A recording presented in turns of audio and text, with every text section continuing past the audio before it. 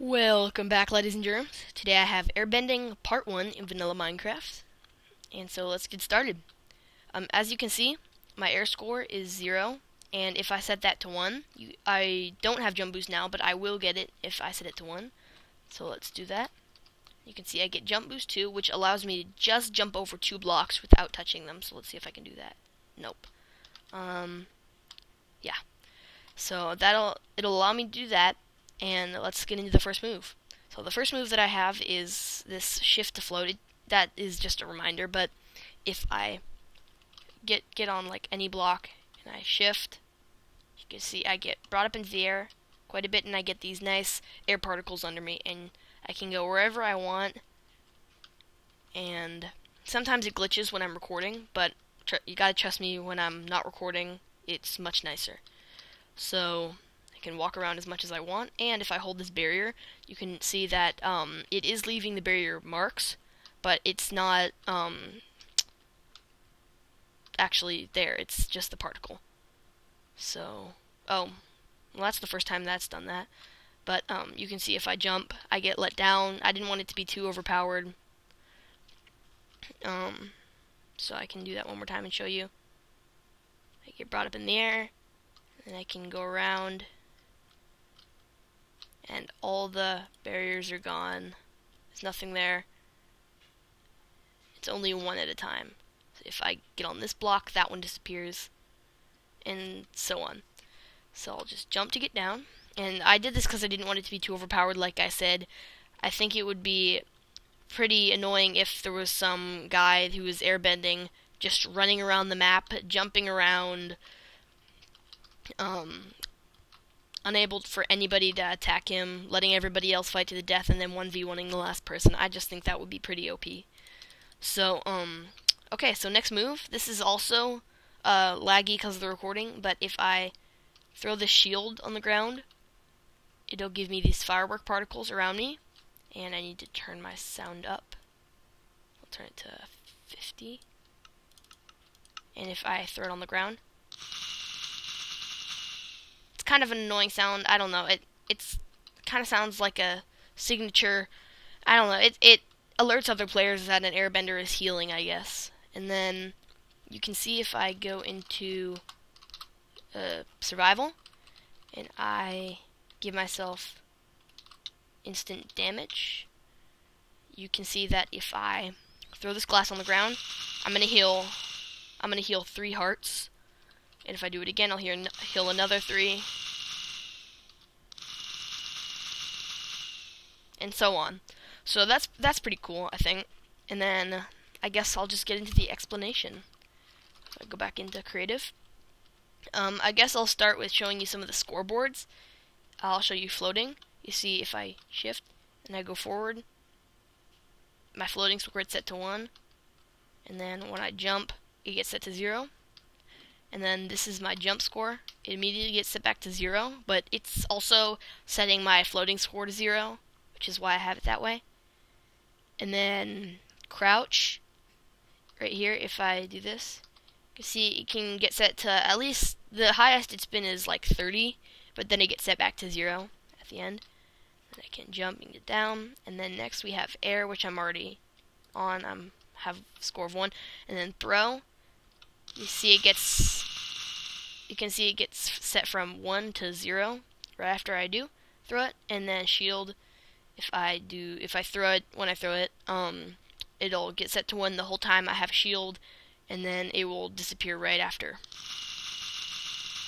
So you could see that there, and so those were all the objectives I needed. There was one more, which was this glass objective, but it was for the item, because I could not find a way to execute to like a single glass. I don't remember what the exact problem was. I made this a little while ago, but I had to create a new scoreboard, or it's testing for a player to throw it, and then if the player does throw, or this player's score of throw is 1, then it's gonna set a item of glass to 1 as long as the item's score is, or the item's ID is glass.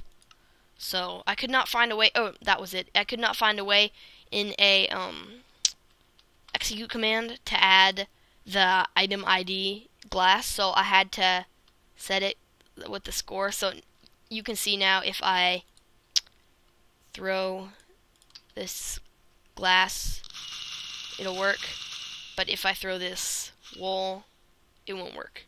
But my score of throw will get set to 1 on both of them, but it will do nothing because there's no glass. And it still works after it doesn't get all caught up. So I guess I'll start showing you the floating right here. If I test for a player, or here I have it testing for a player with a score of crouch of 1 or higher, and then it's going to teleport them 1 block in the air as long as their score of air and score of crouch is 1 or higher. And then here it's going to give them slowness so they don't move and mess up the whole system. And then it's going to set a block of barrier 1 block under them, and then here it's going to give a particle. I don't even know why I have this, but it's going to put a particle of what is it? Cloud, I think. Yeah, cloud. 1 or kind of in a line under them for while their score of crouch is 1. And then the same thing here. Every single thing is the same 1. I don't think any of these are different. Yeah, they're all doing the same thing. Here I have these 3 are all the same, not the first one. All these 3 command blocks are setting a block of air 2 blocks under you to get rid of the barrier that you're standing on. And then here it's gonna excuse me. It's going to affect every player with a score of air and a score of crouch of 1 or higher, and it's gonna clear all effects. And then it's going to set their score of crouch to 0, and finally it's gonna set, as long as they have a score of air of 1 or higher, and it's gonna set their floating score to 1. And so that's how that all works. And then if I come over here, this is all these command blocks are like moving around, and it is all the same command, but here's what was going on. I could not figure out how to get it to clear all the other barriers around it, because I had the command block and I was like going insane because I could not figure out what the command was doing, and why the command wasn't working. And I finally figured it out, and it was because I had control middle clicked. I had saved the NBT data on the command block for the clock, and don't know if you can hear the background noise, sorry about that. And I had saved the NBT data from the clock, and I had put it under there, and since it was activated, it set a block of redstone under it, and then I changed the command, so it was being powered by a block of redstone the whole time. That's why it wasn't working. So I could not figure that out, but I figured that out, and all of it is the same command. It's, not this. Here it's just filling and replacing a barrier, and then all of these, filling around you and replacing a barrier, and then all of these are, oh, this is another particle command.